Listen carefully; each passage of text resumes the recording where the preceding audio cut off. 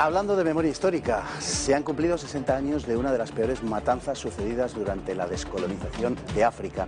7.000 personas, 6.000 negros y 1.000 blancos, fueron brutalmente asesinados a cuchillo o con rústicas armas de fuego tras innumerables vejaciones en el norte de Angola cuando esta era portuguesa. Nadie se ha acordado de aquellas mujeres, niños, ancianos y jóvenes que fueron masacrados brutalmente. Se cumplen ahora 60 años de una brutal masacre que tuvo lugar en Angola a mediados de marzo de 1961 y que se ha enterrado por conveniencias de tipo ideológico. Pero la realidad histórica es que 7.000 portugueses, unos 1.000 blancos más otros 6.000 de origen africano, fueron asesinados en el norte de Angola a manos de una guerrilla independentista negra, iniciando una brutal guerra que duraría 13 años.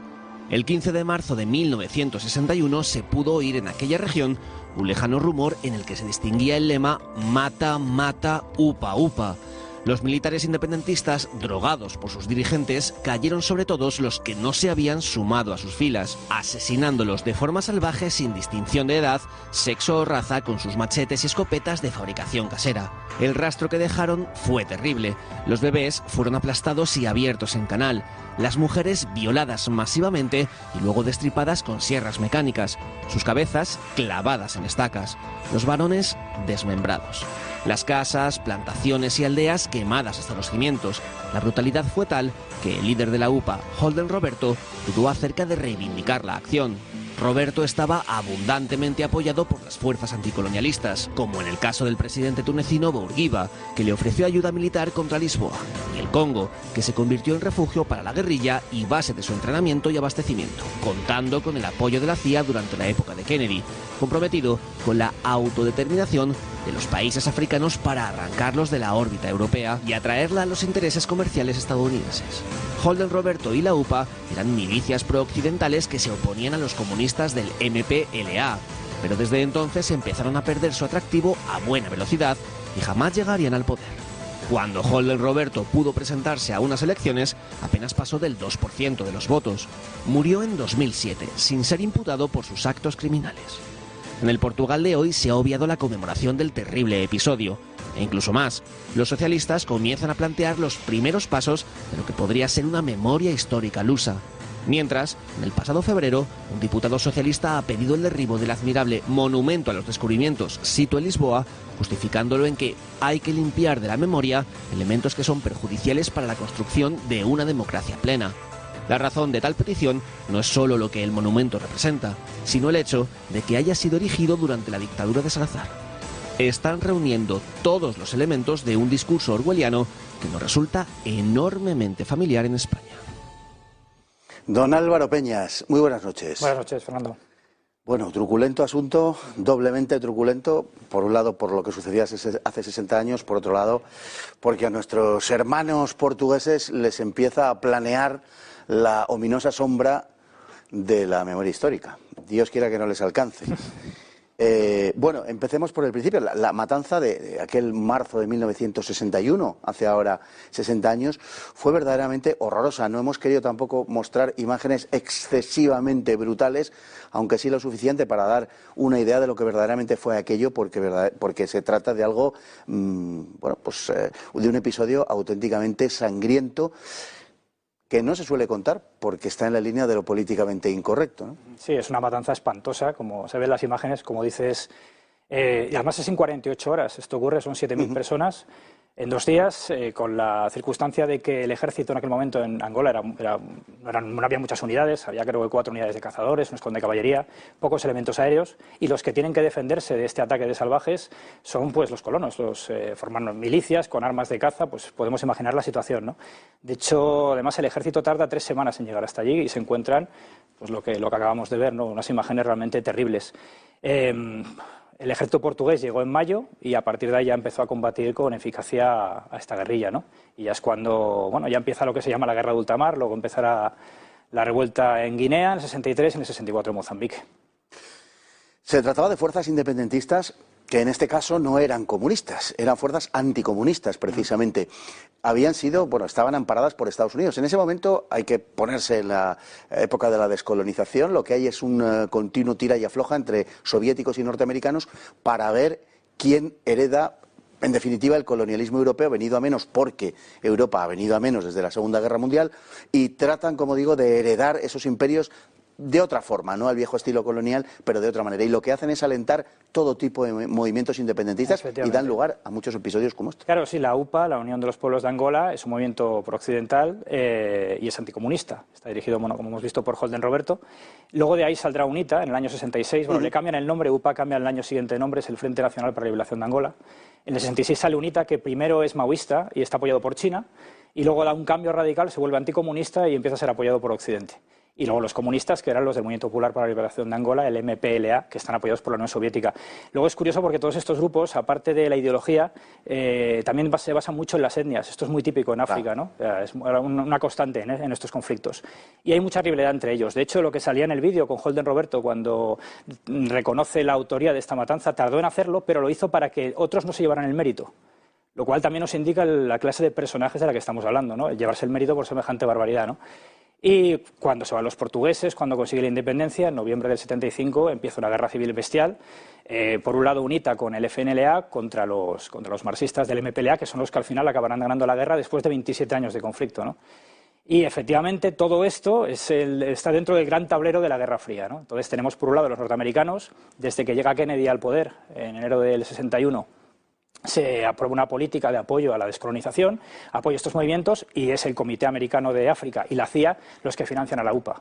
Y luego, por el otro lado, pues lógicamente la Unión Soviética pues financia también a los suyos. No, llegarían a apoyar a Mobutu, por ejemplo, los norteamericanos, que no era ejemplo, bueno, era ejemplo de muchas cosas. De nada. Pero, en fin, o sea que a cada uno lo suyo.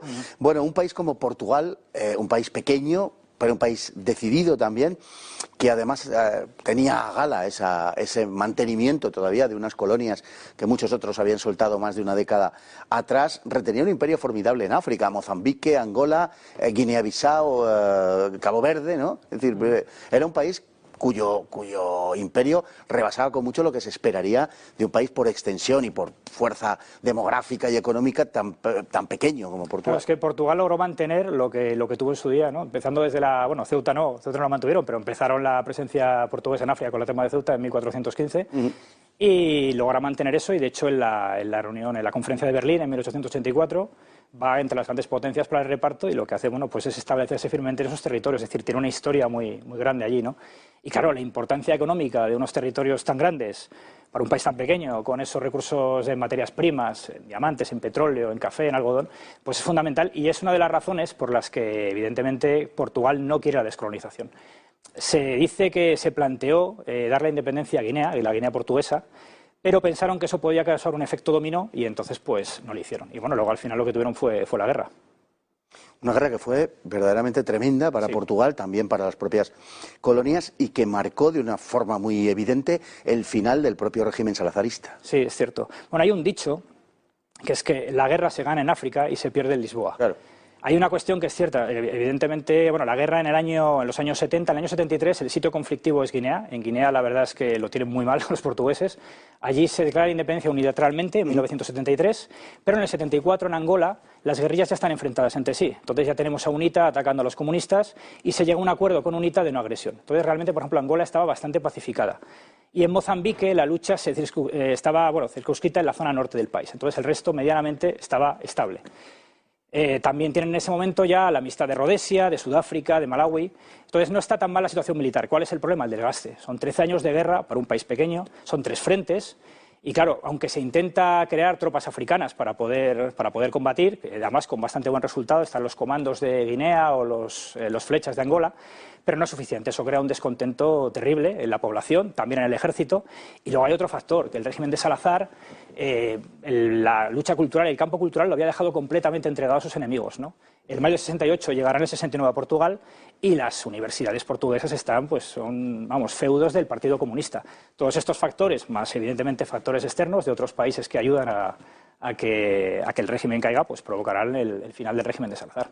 Los portugueses de las colonias se distinguían bastante, incluso en sus inclinaciones políticas, de los portugueses de la metrópoli. Claro, evidentemente, por lo que estaban viviendo, como es lógico. Como ha pasado también con otros países Como europeos. el caso de Francia, por ejemplo, con Argelia, evidentemente, claro, porque la situación era completamente diferente, lo que ellos estaban viviendo allí y lo que ha sucedido allí. Una masacre como la que hemos visto no te puede dejar indiferente. No, es muy difícil borrar esas imágenes de tu cabeza, ¿no? Lógicamente. Bueno, además sobre este episodio hay que decir que se ha extendido un ominoso silencio. Cierto. Nadie quiere hablar de esto, no se quieren tratar estos temas, porque ahora en lo que estamos es en la culpabilización del hombre europeo, blanco, etcétera. Esto pues nos da otra imagen de cómo fueron las cosas. Claro, porque nadie conoce esto, pero todo el mundo conoce a George Floyd, o conoce al Black Lives Matter, ¿no?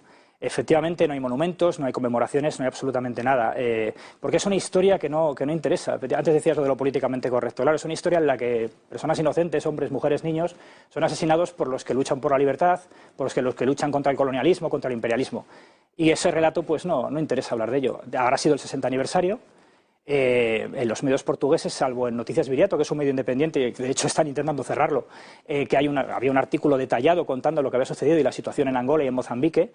Lo demás que yo pude ver fue una revista en la que hablaban de las milicias de vigilancia blanca. Y lo que hacían era hablar de que los granjeros blancos se habían organizado porque el ejército no estaba y habían cometido pues, delitos de sangre, es decir, tratando de equilibrar la situación, lo que se hace siempre, ¿no? Y hay un caso en Portugal también muy curioso que ha pasado este año, que es la muerte del teniente coronel Marcelino da Mata, que este hombre nació en Guinea, pero era, portugués de alma y de corazón, fue uno de los fundadores de los comandos, es el soldado más condecorado de la historia de Portugal. Estuvo en más de 2.400 misiones de combate, algunas de ellas de rescate muy conocidas, y sobrevive a la guerra. Y cuando está en Portugal, durante la Revolución de los Claveles, es detenido, es llevado a los cuarteles de artillería en Lisboa y allí le torturan pues, militares y militantes de la extrema izquierda. Se escapa a España, pasa aquí unos meses hasta que la situación en Portugal se calma y vuelve. Pero claro, es el mayor héroe de guerra de Portugal. Ha fallecido, se celebró honores militares en su entierro y estuvo presente el presidente de la República, ¿no? Marcelo Rebelo de Sousa, como en su condición de jefe de las Fuerzas Armadas. Pero políticamente, salvo Chega y el CDS, que es un partido pequeño de centro-derecha, nadie quería hablar de este tema. Estos partidos llevaron al Parlamento una moción de duelo por el fallecimiento del teniente coronel, que fue aprobada, pero para los conservadores y los socialistas esto era un tema completamente incómodo. Y bueno, luego la extrema izquierda, por supuesto, le acusó de criminal de guerra. Y tenemos lo mismo, es decir, Portugal es un país racista, pero resulta que su mayor héroe es un africano. Entonces, no interesa hablar de este tipo de cosas. Esto es mejor dejarlo y seguir pues, con su tema, ¿no? Con todo lo que entre en el discurso políticamente correcto. Y hablando del discurso políticamente correcto, como decíamos, la memoria histórica empieza a acechar la noble historia del país portugués, de nuestro país vecino y hermano. Y bueno, ahora iremos con lo que pretenden destruir, pero lo que pretenden en principio construir es un monumento contra la esclavitud. Sí. En fin, que lógicamente pues, pretende fustigar la historia portuguesa al respecto de este asunto, porque todo el mundo sabe que a lo largo de la historia de la humanidad solo los blancos han tenido esclavos negros, no ha habido otro tipo de esclavitud. Así es, efectivamente. Además esto viene muy a colación porque el otro día el Consejo de Europa le ha pedido a Portugal un esfuerzo para que se reconcilie con su pasado colonial, ¿no? Es decir, tiene que hacer un esfuerzo porque se tiene que avergonzar de su historia. Y también, de hecho, citaba, ¿no?, la buena noticia que era que se coloque este monumento a las víctimas de la esclavitud. Claro, que además lo va a hacer un angoleño, ¿no?, para cerrar el círculo.